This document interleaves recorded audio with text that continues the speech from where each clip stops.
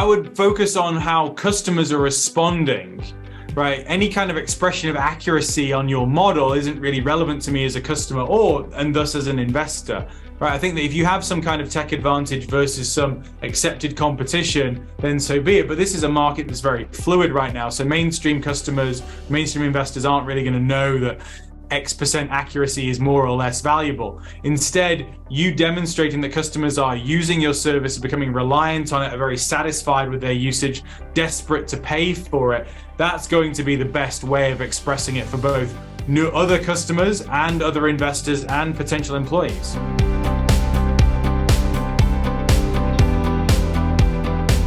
No, I don't necessarily recommend that. So if you can avoid sending the deck, do. But if someone asks for the deck, or maybe you're reaching out to someone cold, you probably want to send a teaser deck, which is a subset of the main deck, the secrets removed, but obviously enough to entice someone if they've already expressed enough interest to go through to that doc send link. So if you don't have to do it, don't do it. And then you pitch with the deck, obviously, no matter what. I don't care if you're walking on the riverbanks or you're getting, a full boardroom scenario, you always pitch the deck. And then afterwards, after giving the VC maybe roughly 20 hours or so to respond to you, to give them the chance to be excited, you should follow up regardless with the full deck that you presented. Again, because it gives you another email to follow up with. It gives you another chance to see if they're going to go through it, what slides they care most about.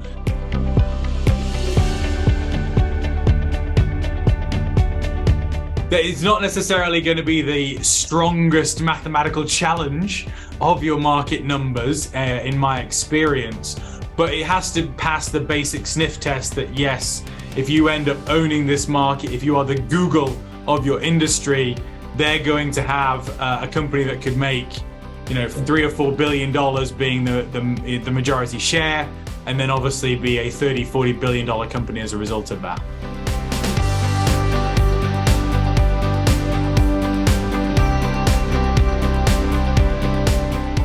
I think there's a credible argument for that, Mark, that for sure. That maybe you just lean on the team and don't talk about traction.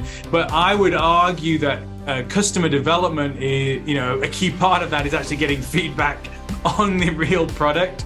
So if you aren't able to get that feedback from customers, then we don't really know whether or not this is even a good idea. So you having done that, gotten people to pay, I think that's really, really valuable. I think there's definitely questions if you're flat on how you're growing, where you're finding these customers, is it easy to find them? But from my perspective, I think the majority of investors who are more discerning will see that as a verification of the opportunity, not as a negative. Welcome to Venture Capital in San Francisco.